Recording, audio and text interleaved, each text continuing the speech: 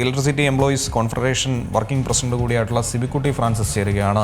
ശ്രീ സിബിക്കുട്ടി, ഇപ്പോൾ കേരളത്തിലെ റെക്കോർഡ് വൈദ്യുതി ഉപഭോഗം അതിൽ ആകെ വലഞ്ഞിരിക്കുകയല്ലേ KSEB? ഇത്തരത്തിൽ മുന്നോട്ട് പോവുകയാണെങ്കിൽ കടുത്ത വൈദ്യുതി പ്രതിസന്ധി നാം നേരിടേണ്ടി വരുമോ? ഒരു ഇടവേളയ്ക്ക് ശേഷം വീണ്ടും ലോഡ് ഷെഡിംഗ് അടക്കമുള്ള പ്രതിസന്ധികൾ അഭിമുഖീകരിക്കേണ്ടി വരുമോ? കഴിഞ്ഞ ദിവസം ഞാൻ പറഞ്ഞ കാര്യങ്ങളൊന്നും ഞാൻ വീണ്ടും ആവർത്തിക്കുന്നില്ല. കഴിഞ്ഞ ദിവസം ഞാൻ പറഞ്ഞിരുന്നുണ്ട്. അതായത് ഇപ്പൊ നമുക്ക് തന്നെ അറിയാവുന്നതേ ഉള്ളൂ, 5700 മെഗാവാട്ട് ആവശ്യകത വന്നു, 5800 ആയി, 5900 ആയി, 6000 മെഗാവാട്ട് കടന്നിരിക്കുകയായിരുന്നു. അതുപോലെ പ്രതിദിന ഉപഭോഗം എന്ന് പറയുന്നത് 10 കോടി യൂണിറ്റ്, 10 കോടി, 10.5 കോടി, 11 കോടിക്ക് കവർ ചെയ്തുകൊണ്ടിരിക്കുകയാണ്. അപ്പൊ ദിനം പ്രതി കൂടിക്കൊണ്ടിരിക്കുകയാണ്. അതൊരു വലിയ വിഷയം തന്നെയാണ്. അതെന്ത് ചെയ്യണമെന്നുള്ളത് പുറത്തുനിന്ന് വൈദ്യുതിയൊക്കെ ലഭ്യമാക്കാൻ മാനേജ്മെന്റ് വിചാരിച്ചാൽ പറ്റും, അതല്ല വിഷയം. ഇവിടുത്തെ സിസ്റ്റത്തിനെ കൊളാപ്സ് ആകാതെ നോക്കണം. കാരണം നമ്മുടെ സിസ്റ്റത്തിന് ഇത് താങ്ങാനുള്ള കപ്പാസിറ്റി വേണം. ട്രാൻസ്ഫോമർ ലൈനുകളൊക്കെ ഉണ്ട്. അപ്പൊ അത് കേടാകാതിരിക്കാനെങ്കിൽ, ട്രാൻസ്ഫോമർ പൊട്ടിത്തെറിക്കാതിരിക്കണമെങ്കിൽ കഴിഞ്ഞ 2 വർഷം മുമ്പ് അങ്ങനെ സംഭവം ഉണ്ടായിട്ടുണ്ട് പലയിടത്തും. അങ്ങനെ എന്തെങ്കിലും നഷ്ടങ്ങൾ സംഭവിച്ചാൽ അത് തിരികെ ലഭിക്കാൻ കുറെ താമസം എടുക്കും. അപ്പൊ അതെന്ത് വേണമെന്നുള്ളത് ബോർഡ് ലെവലിലുള്ള മാനേജ്മെന്റിന് അറിയാം. എന്ത് ചെയ്യണമെന്നുള്ളത്, ഈ ലോഡ് കുറയ്ക്കാൻ വേണ്ടിയിട്ട് എന്ത് ചെയ്യണമെന്നൊക്കെ മാനേജ്മെന്റിന് അറിയാം. അത് നമുക്ക് ലോഡ് ഡെസ്പാച്ച് സെന്റർ എന്ന് പറഞ്ഞ കളമശ്ശേരിയിലുണ്ട്. അവർക്കറിയാൻ പറ്റും ഓരോ ദിവസവും വരുന്ന ലോഡുമായിട്ട് ബന്ധപ്പെട്ട് സിസ്റ്റത്തിന് താങ്ങാൻ പറ്റുമോ, സിസ്റ്റത്തിന് പ്രശ്നം വരുമോ നോക്കിയിട്ട് വേണ്ടുന്ന യുക്തമായ തീരുമാനം അവർ എടുക്കേണ്ടതാണ്. ഇന്നലെ എന്തോ ഉന്നതല്ല യോഗം ഉണ്ടെന്ന് പറയുന്നത് കേട്ടു. ആ യോഗത്തിൽ എന്ത് തീരുമാനമെടുത്തെന്ന് എനിക്ക് അറിഞ്ഞുകൂടാ. ഏതായാലും സിസ്റ്റം നമുക്ക് നിലനിൽക്കേണ്ടതാണ്. സിസ്റ്റത്തിന് വേണ്ടുന്ന സംവിധാനം ചെയ്യണം. വൈദ്യുതി ജനങ്ങൾക്ക് ലഭിക്കണം. അതോടൊപ്പം തന്നെ നമ്മുടെ സിസ്റ്റം നിൽക്കണം. അത് ഒരു വലിയ കാര്യം തന്നെയാണ്. ഒരു വലിയൊരു വിഷയമാണ്. കേരളത്തെ സംബന്ധിച്ച് ഇപ്പൊ ഈ സമ്മർ കൂടിക്കൊണ്ടിരിക്കുന്നു, ആൾക്കാരുടെ ഉപഭോഗം വർദ്ധിക്കുന്നു, അങ്ങനെ ഒരു വിഷയമുണ്ട്.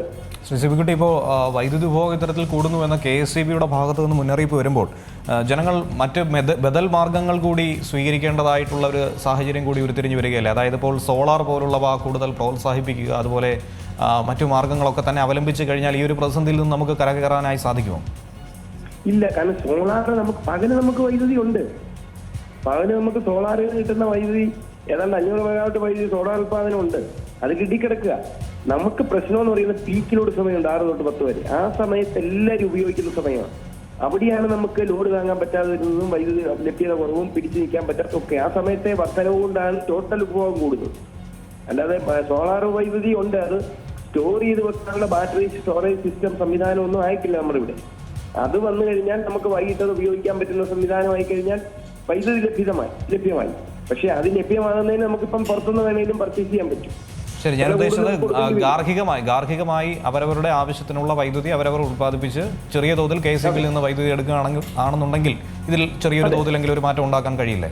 അതെ, സ്റ്റോറേജ് സിസ്റ്റം വേണം. കാരണം പകലുണ്ടാക്കുന്ന വൈദ്യുതി ലൈനിലേക്ക് വിട്ടിട്ട് വൈകിട്ട് തുല്യമായ വൈദ്യുതി ഗാർഹിക ഉപഭോക്താക്കൾക്ക് തിരിച്ചു കൊടുക്കുമ്പോൾ വൈദ്യുതി കണ്ടെത്തേണ്ടി വരുന്നു വൈകിട്ട്.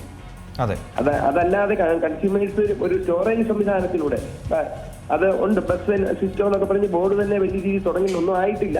ഇങ്ങനെ വാക്കിലൂടെ നടത്തിയതേ ഉള്ളൂ.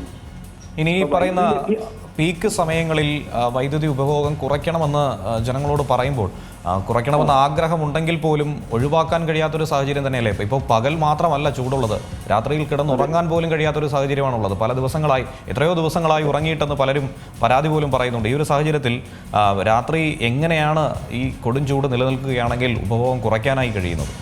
അല്ല, അത് ശരിയാ, കുറയ്ക്കാൻ നമുക്ക് പറയാവുന്നല്ലാതെ ചൂടെടുക്കുമ്പോൾ ആൾക്കാർ വാനിടും, AC ഇടും, AC ഉള്ളവരൊക്കെ ഇടും. ഈ സോളാർ സംവിധാനം ചെയ്തതിന്റെ ഫലമായിട്ട് എല്ലാ വീടുകളിലും AC വെച്ചിട്ടുണ്ട്. 2 ലക്ഷം ഉപഭോക്താക്കളെ അത് ബാധിക്കുന്നുള്ളൂ. അപ്പൊ അങ്ങനെ വരുമ്പോഴത്തേക്ക് കുറയ്ക്കാൻ പറയാവുന്നല്ലാതെ അവരത് ഉപയോഗിക്കും. അതിന് സംവിധാനമൊന്നുമില്ല. പക്ഷെ നമ്മള് അതിന് ചെയ്യുന്ന സാധാരണ പണ്ടൊക്കെ ചെയ്യും, ലോഡ് ഷെഡിങ് ചെയ്യാറുണ്ട്. ഞാൻ ലോഡ് ഷെഡിങ് ചെയ്യണമെന്നൊന്നും പറയുന്നില്ല. പിന്നെ പറയും, പ്രതിപക്ഷ സംഘടനയുടെ ആൾ പറഞ്ഞു ലോഡ് ഷെഡിങ് ചെയ്യാൻ പറഞ്ഞു. ഇവിടെ വാചകം പുറത്തിറക്കിയല്ലോ, കഴിഞ്ഞ 10 വർഷം ഇവിടെ ലോഡ് ഷെഡിങ്ങും പവർ കട്ടും ഇല്ലായിരുന്നു എന്ന്. ഇവര് ഇലക്ഷന് മുമ്പ് ഭയങ്കര വാചകമായിരുന്നല്ലോ. അപ്പൊ ലോഡ് ഷെഡിങ് ചെയ്യുന്നത് മനഃപൂർവ്വം തന്നെ ചില പ്രശ്നങ്ങൾ ഉണ്ടാകുമ്പോൾ ലോഡ് നിൽക്കാൻ വേണ്ടി ചെയ്യും. കഴിഞ്ഞ 2 മാസം മുമ്പ് കാസർഗോഡും കണ്ണൂരും ഒക്കെ ലോഡ് ഷെഡിങ് നടത്തിയിരുന്നു. അപ്പം സിസ്റ്റം പോകുന്ന ഒരു സാഹചര്യം എന്ന് അതൊക്കെ ചെയ്യേണ്ടി വരും. അതിപ്പോ ഏത് ഗവൺമെന്റാണെങ്കിലും ചെയ്യേണ്ടി വരും. സിസ്റ്റം നമുക്ക് അത്യാവശ്യം. സിസ്റ്റം പോയി കഴിഞ്ഞാൽ പിന്നെ എന്ത് പറ്റും? ഒന്നുമില്ലാതെ പറ്റും. അത് നോക്കാൻ ബോർഡ് മാനേജ്മെന്റ് തലത്തിൽ ഉന്നതരായിട്ടുള്ള ഇതുമായിട്ട് പരിചയസമ്പന്നരെ ഓരോ മേഖലയിൽ എത്തിയിട്ടുണ്ട്. അവരെന്താണ് തീരുമാനമെടുത്ത് ഗവൺമെന്റിന്റെ നിർദ്ദേശം അറിയിച്ചത് ചെയ്യണം. എന്താണെങ്കിലും അതിൽ സിസ്റ്റം നിലനിൽക്കണം. വൈദ്യുതി ലഭ്യത ഇവർക്ക് തയ്യാറാക്കാൻ പറ്റും. പുറത്തുനിന്ന് കരാർ വെച്ച് എത്ര വില വേണമെങ്കിലും കൊണ്ടുവരാൻ പറ്റും. പണ്ടുണ്ടായിരുന്ന 465 മെഗാവാട്ട് 4 രൂപ 29 പൈസയുടെ വേണ്ടാന്ന് വെച്ചു, അതൊക്കെ വേറെ വിഷയം. അതൊക്കെ നഷ്ടങ്ങൾ വരുത്തി. അത് വേറെ ഇപ്പൊ പർച്ചേസ് ചെയ്യാൻ വേണ്ടി ഇതൊരു പണിയാവുണ്ട്. ഇപ്പൊ ഇതുപോലെ വരും, സമ്മർ വരുമ്പോൾ പർച്ചേസ് ചെയ്യാൻ വേണ്ടിയിട്ടാണ് 4 രൂപ 29 പൈസയുടെ വൈദ്യുതി വേണ്ടാന്ന് വെച്ച്. ഇപ്പൊ മേടിക്കാൻ ചെന്നാൽ 8 രൂപ 50 രൂപയൊക്കെ ആവും. എങ്കിൽ പോലും വാങ്ങി ജനങ്ങൾക്ക് കൊടുക്കണം, അതിന് തർക്കമൊന്നുമില്ല. പക്ഷേ അതും വരുമ്പോഴും ഈ സിസ്റ്റം ഇംപ്രൂവ്മെന്റ് കഴിഞ്ഞ 10 വർഷത്തിനെ നടത്തിയിട്ടില്ല. ശരി, വളരെ നന്ദി ശ്രീ സിബിക്കുട്ടി ഫ്രാൻസിസ്. ഏറ്റവും പുതിയ വാർത്തകളും വിശേഷങ്ങളും വിരൽ തുമ്പിലറിയാൻ സീ മലയാളം ന്യൂസ് എല്ലാ ഡിജിറ്റൽ പ്ലാറ്റ്ഫോമുകളിലും ലഭ്യം.